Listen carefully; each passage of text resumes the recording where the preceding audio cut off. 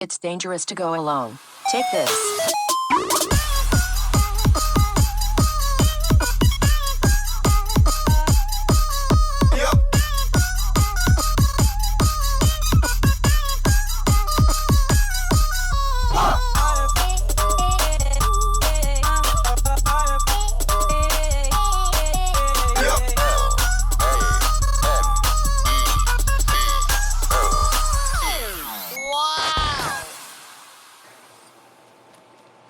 And welcome to the realm of geekdom. This is Nerd Breaking News. Today we get some first look of behind the scenes pictures and videos for the film Man of Steel. But before we dive into that, make sure you go ahead and like, subscribe, and hit that bell so you don't miss any of our episodes. So let's go ahead and jump right in and look at some of the pictures that were released. While I'm doing that, Kid, guide us a little bit. Tell us what was going on, how this came out. Yeah, so Man of Tomorrow is currently being filmed, as you can tell by the pictures. David Cornsway is getting a slightly revised suit. It's less baggy as the original one. He has a longer hair. The emblem is bigger. Again, that just the GOAT Superman. But anyways. So yeah, they're filming right now. They're filming a lot of scenes in Cleveland, which they filmed the original one 2 years ago, it came out last year. And there's a lot of scenes between him and Lex fighting in the middle of the street. There's people around. They're cheering for Superman. According to the set, people around, they were cheering for Superman as he's hitting him. And there's a lot of rumors going around, as we'll show the video of him and Lex going at it. The rumors is that Cal is being brainwashed by Brainiac as he's hitting him, and then somebody's shouting out, "Bring me Lex Luthor, or you will die," or something. Paraphrasing, but somewhere around those lines. So this gets a little confusing, right? Because the first image, like a professor. correct. The first image of Man of Tomorrow was Superman and Lex Luthor with the mechanical suit with a screwdriver, implying that, as much as we're enemies, I'm going to help you with this damn suit to fight X, which we now know it's Brainiac. The problem with this, and I'll let the professor cook in a minute, the problem with Man of Tomorrow so far is that I think it means two different things. I think James Gunn is being tongue-in-cheek here. Man of Tomorrow is a nickname for Superman. He has like 50 nicknames, so that's one of his nicknames. He's the Man of Tomorrow. But Man of Tomorrow could also mean Lex Luthor. And Gunn confirmed that they're co-stars. So this is not necessarily a Superman sequel. That's why it's not called Superman Man of Tomorrow. It's called Man of Tomorrow, which is the dumbest thing Gunn, one of the dumbest things. It's like a top 10 things Gunn has done dumb. This is one of them. You're going to call it Man of Tomorrow. It's not called Superman. It's not a direct Superman sequel. And this takes place in real time. So Gunn confirmed that Man of Tomorrow takes place 2 years after 2025. So this is 2027 Superman. Yeah. Green Lantern is in this movie. Both of them, by the way. Stewart and Guy Gardner. The Justice Gang is back in this movie. Everybody from the Daily Planet is back from this movie. What else am I missing? Supergirl in this movie. This is going to be... we haven't confirmed it yet, but Adriana Ardorna, whenever it's confirmed whether she's going to play that supervillain, Maxima, or she's going to play Wonder Woman.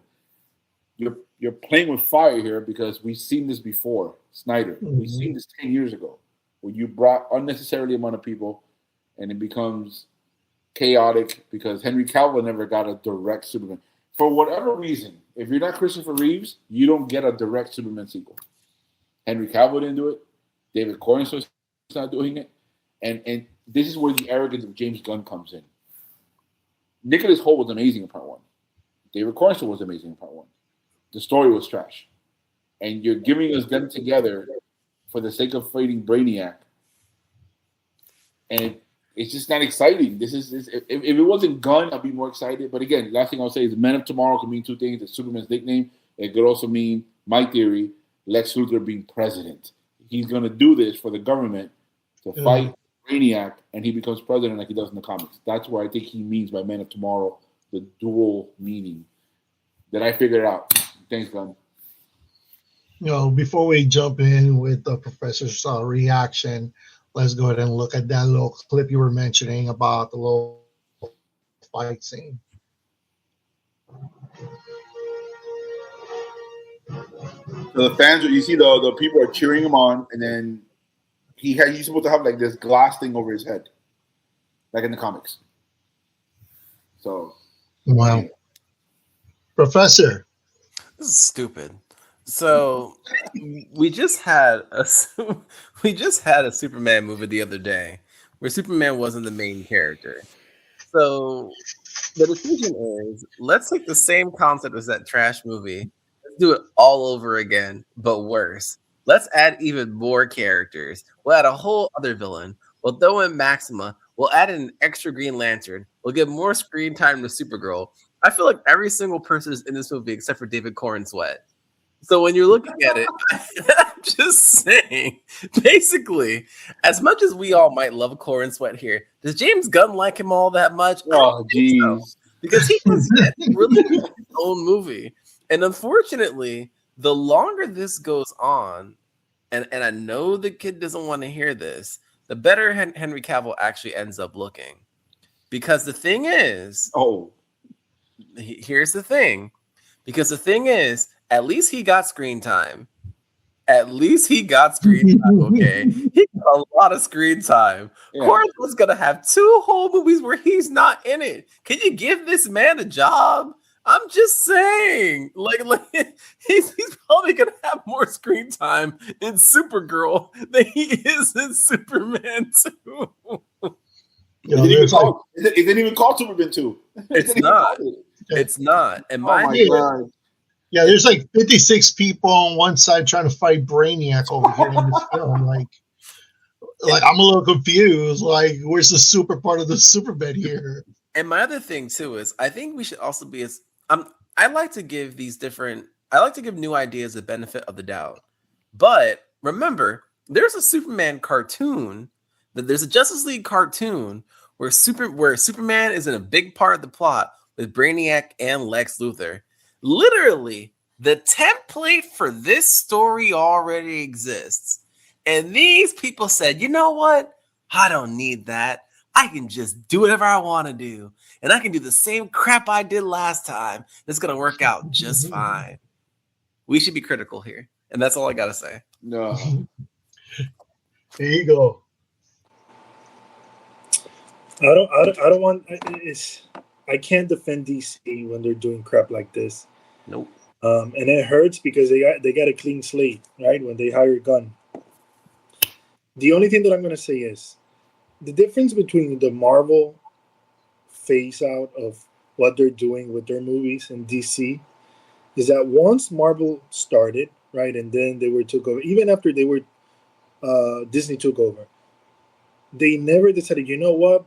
Whatever happened when Marvel was Marvel, we're just going to forget that it happened and we're going to start again. They basically decided to continue on. And Marvel has been on a continuous phase layout of like, and this happened and then this happens, like, and exactly lead us to where we are, which is basically, Robert Downey Jr., we need you back. We're just going to bring you back as a different character because the multiverse that we introduce is going to allow us to do that, which is smart. The situation with DC is different because, once the Snyder situation happened, they decided to come clean and they basically brought in James and Matt Reeves, and they basically were told, start from scratch, start from zero. We're gonna give you this chance, and maybe, obviously because of the situation, what happened with the other characters, and it was all this issue, but they messed it up, and this could have been a great opportunity for them to start from zero and have great stories. And that's not what we're seeing, right? Like you guys are talking about. We're going to see another Superman movie where the cast is amazing, but we're not seeing a great story. And maybe what it's going on is that because probably the studio basically said, we're hiring you guys, but we're not going to have the same stuff that we did early on about, hey, give us an origin story. Like if you see the first Superman movie by James Gunn, it wasn't necessarily an origin movie, right? He was already Superman. They gave you glimpses of how it was and whatnot, but he's already Superman, right? So they went away from that. And I think that was their way of basically saying we can't start again with an origin story. We're just gonna have to hit the ground running. Well, they clearly mess it up. And now we're in the situation when you have Lex Luthor again being a main character, where the Superman is less and less of a character of importance. He's just there to be Superman. He's not there to be the main character. He's not the guy to be changing the story or why the story is about him. And it sucks. Mm-hmm. So again, we're missing a lot of information, but for what we have right now, it's not enticing. And then for me, it's like the worst part about this is like this is something that we all complained about in the first film.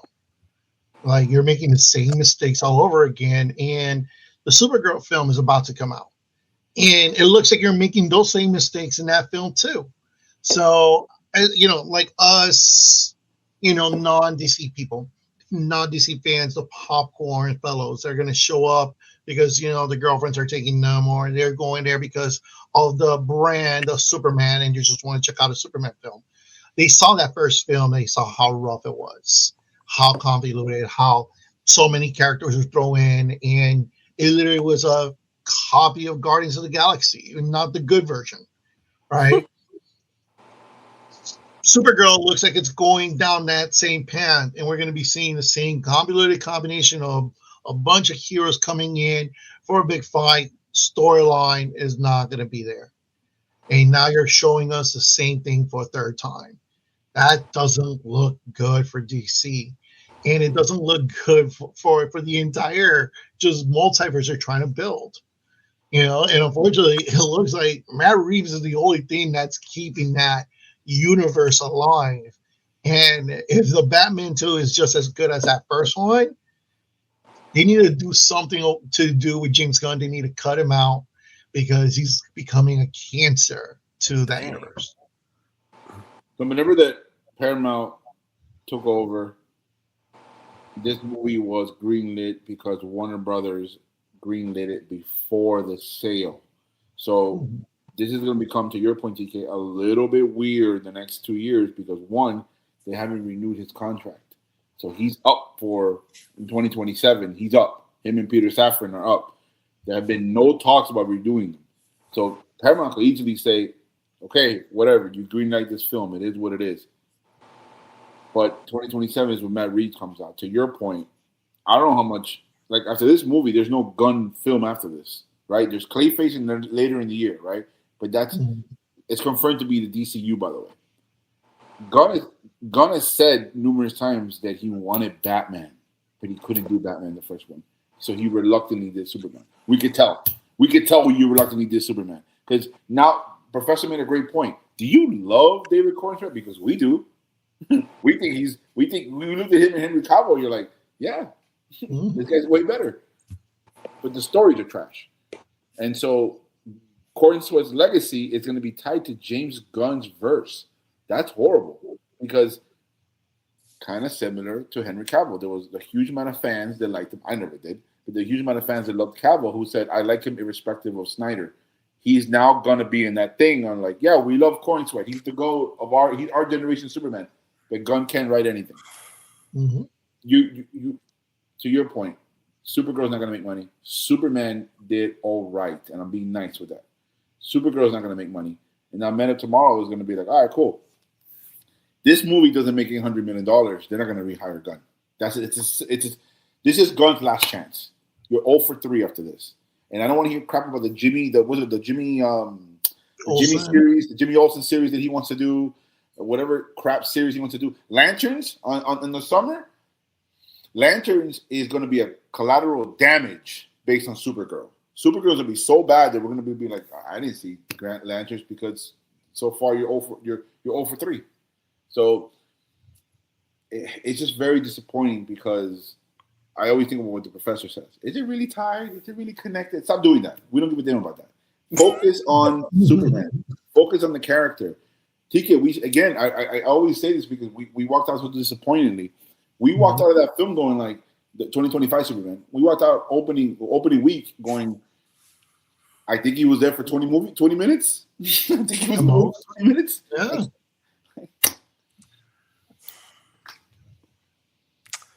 Did Zack Snyder have a point? Right. I'm just saying, when you're looking at how hard of a time they're having actually giving you a cohesive narrative over multiple movies, maybe it's because there's no actual story there. No, you could tell. You could tell, and you could tell that Gunn, to TK's point, let's recycle a lot of the stuff that we did in the last one, and then you would think that Gunn took, because here's the thing is what Dick Gunn is holding on to. If I'm not in the room, but if I could just surmise, the brand is better than what it was for Snyder. What do you mean? In terms of like how they view now the DCU and how we look at Superman now than we did breaking necks in 2012, we do view him now better than we did 14 years ago. For sure. But the problem is when you can't get the popcorn boys, the TKs of the world, who are not DC fans, and you can't get your wife and your daughter and your wife or your girlfriend to say, I want to watch DC as opposed to Marvel. Right. They're always going to be behind the 8 ball. And I think that Gunn is also a victim of his own pride. He actually thinks this is amazing. And you're like, dude, can you take criticism? Because I don't. But here's the problem. Right. He's the George Lucas thing, Professor, right? Nobody tells him anything. Yeah. 1,000,000%. Here's where I was going with that. Y'all saw that horrible Flash movie, right? Oh, God. Oh, my God, yeah. Jesus. When you're looking at what that movie aimed to accomplish, they were basically trying to take the best. They were basically trying to say at the end of that movie that what the universe was going to be was a hodgepodge of all the things from the old ones that you liked with some edits. So if you took Man of Steel and you just took the neck snapping part out, do you have something that works? And the thing is I think you actually kind of do. Yeah. But the problem is that when you throw everything in the past in the trash and you make something brand new, but you don't actually have a story, I think that you end up in an even worse place. Because when you start thinking about how this story is going to end, sorry, kid, at the end of this whole thing, when James Gunn inevitably gets fired, we're going to go back to having no DCU, no more Superman movies, and they're going to start all over again for the umpteenth millionth time. For what? And you got to be careful with that, too, because you got to remember who owns DC now. And look at how they perceive Superman in their own version that they have, and how they're going to build them up. It might not be the Superman that we know. No. It'll be Homelander. Yeah. Yeah. TK knows what I'm talking about. Or Henry Cavill. Honestly, you're probably right. It'll be Henry Cavill back. I'm back. I'm Superman again. His first day in the table read. So who do I kill again? You're Superman. Stephanie. To help people.